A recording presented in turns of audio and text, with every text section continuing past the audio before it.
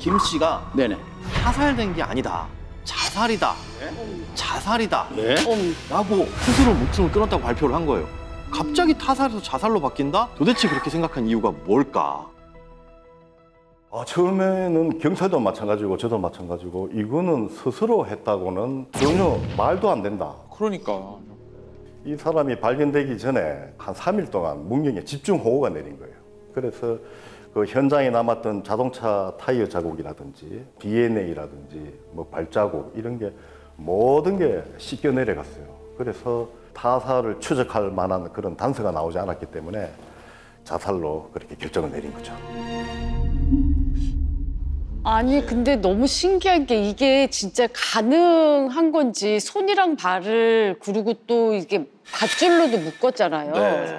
이게 스스로 할 수 있는 건지가 진짜 너무 궁금한 거예요. 그렇죠. 이게 김 씨가 양손에 이제 대못이 박혔다고 했잖아요. 네. 이 박힌 위치가 자로 잰 듯이 정확하게 같은 위치라고. 그거 어떻게 가능하지?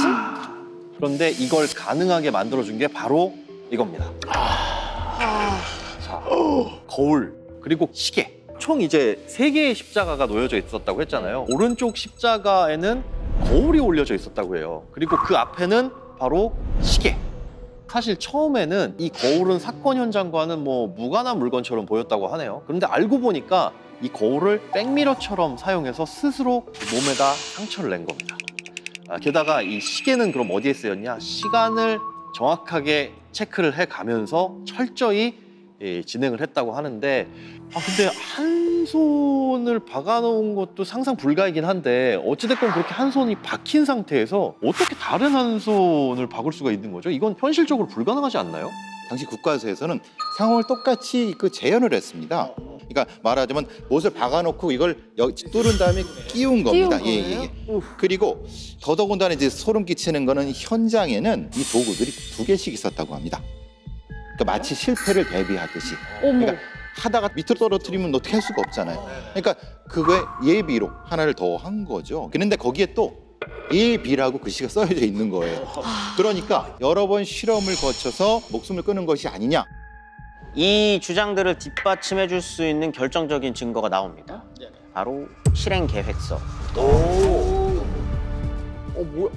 야, 이게 이제 김 씨가 남긴 수기 계획서예요. 근데 이제 딱 대충만 봐도 굉장히 내용이 디테일합니다. 몇 시 텐트 불 켜고 발에서부터 무릎을 어떻게 묶고 채찍으로 때리고 시간 계산까지 했네, 저렇게. 그리고 오른쪽에 이제 보시면은 십자가를 만들기 위한 도면입니다. 이것까지 다 설계를 한 거예요. 그래서 이 어떻게 죽을 것인가를 계획할 수 있다는 게 사실 상식적으로 납득이 잘 안 되잖아요. 근데 이 글씨를 보고 김 씨의 딸이 아버지 필체가 맞다고 얘기합니다. 그래서 미스터리하게 비춰졌었던 이 사건은 직접 벌인 일이다라고 결론이 납니다. 이게 딱 보기엔 너무 기괴하고 좀 미스테리하잖아요. 네. 그래서 이제 일설에는 어떤 얘기가 있었냐면 살인 방조를 한 사람이 있지 않냐.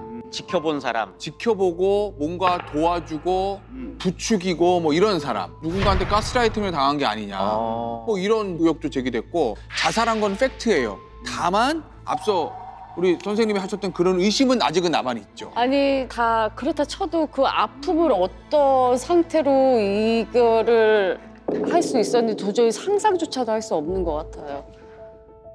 변사자의 당시에 제가 이렇게 생각했으면 줄에 매여서 하는 질식사는 아니고 그 정도의 누름 현상으로 사망은 아닐 것이다. 그렇으면은 칼로 가슴을 깊게 찔러서 안에 있는 간이 손상을 받아서 과다출혈되면서 서서히 의식을 잃게 되지 않았나 생각을 합니다. 또 한 가지 특이한 점은 이렇게 가방에서 이렇게 보면 약물이 있었는데 그때 진통제, 일반 진통제입니다. 뭐 사용 안 한 듯하고 종교적 신념인지 뭔지 하여튼 이게 통증을 이기는 자기의 정신력 때문에 그런 통증이 감해지지 않았나.